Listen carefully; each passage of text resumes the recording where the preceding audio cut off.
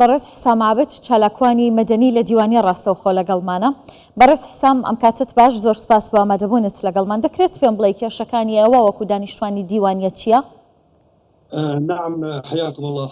سلاوتان لێبێت، سلااو لە تۆ و لە تەواوی بینەران. بێگومان دیوانیە لە خراپترین دۆخی خۆیدا دەژیت بەڕاستی لە ڕووی خزمەتگوزاریەوە، لە ڕووی تەندروستیەوە، لە ڕووی پەروەردە و کارەبا و ئەم بابەتانەوە ئەمڕۆ دەتوانم بڵێم ئەمە واقعەکە بووەتە هۆی ئەوەی کەوا خەڵکی دیوانیە لە ناو بات بەڕاستی تەواوی کەرتەکان بە تایبەتی لەبارەی کارەباوە هەیە.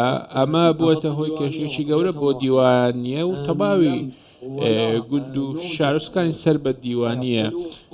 تا ئێستا لایەن حکوومەتەوە هیچ چارەسەرێک نەبووە، هاوکات حکوومەتی خۆجەیش نەیتوانیوە ئەم کێشانە چارەسەر بکات لە کاتێکدا هەموو ئەوانە کە 11 کەسن با بڵێین لە پەرلەمانی عێراقەوە نوێنەرایەتیمان دەکەن، بەڵام نەیانتوانیوە ئەم کێشانە چارەسەر بکەن.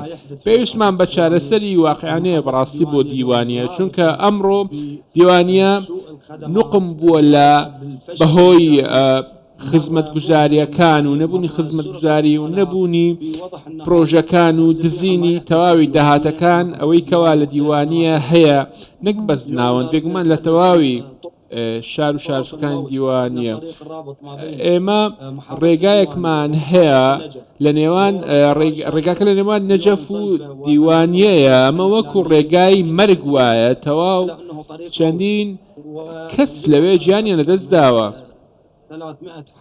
زیاتر لە 300 حاڵەتی جیاواز هەبووە و خەڵک لەوێ گیانیان لەدەست داوە. ئەمە یەکێکە لە کێشەکانن. بێگومان ئەم ئاماری وەزارەتی تەندروستیە، بۆیە لێرەوە دەمەوێت بڵین تا کەی خەڵک پشتگوێ بخرێت و پرۆژەی شکست هێناو هەبێ لە دیوانیە. ئەمڕۆ دەمانوێت لەبارەی کاتە بەڕێز حسامیان گەرم هەموو کەموکورتی هەبێت چ شتێکێ لە دیوانیە کە حکوومەت وەکو دەستکەوت باسی بکات بڵێ من ئەمەم بۆ دیوانیە کردووە؟ بڵێ بەڕێز سوودانی ساڵێک بەر لە ئێستا سەردانی دیوانەی کردبوو، هاوکات چەندین بەڵێنی باڕۆڵەی ئەم پارێزگایەدا بوو، هاوکات بەڵێنەوەیدا بکەوە دۆخی خراپی دیوانیە چارسەر بکات. ئەوانەی هەبوون تەنیا بەڵێن بوون، کەس نازانێت چاکسازیەکان چی بوو کە بەڕێز سوودانی وتی دەیکەین. باشە، ئێستا داواکاریەکانی خۆتان گەیاندۆتە کوێ؟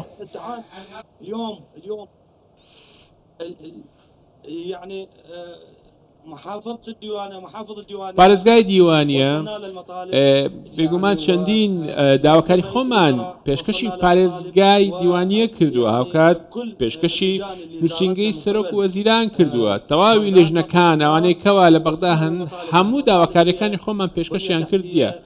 بێگومان داواکاریەکانمان ئەوەیەکەوە ژێرخانی ئەم پارێزگایە بپارێزرێت، نەخۆشخانەکان کە ئێستا لە کار کەوتون و دەرمانێتیدانی هەموو ئەم کێشانە چارەسەر بکرێن، هاوکات بەڵێندەرەکان بین، بەڵێندەری پسپۆر هەبن لێرانە پرۆژە بکەن، نەک ببێتە دزی کاری و ئەمیشتانە. و بۆیە لێرەوە داوا دەکەین کەوە چەندین داواکاریمان هەیە و بەڵام بەداخەوە بە شێوەیەکی واقعیانە نەتوانراوە کار بکرێت. ئەمڕۆ دیوانیە لە خراپترین دۆخی خۆیدایە، هاوکات تەنانەت ناتوانرێت کارەبا هەبێ بۆ تەواوی پارێزگای دیوانیە، ناتوانرێت کارەبا دابین بکرێت.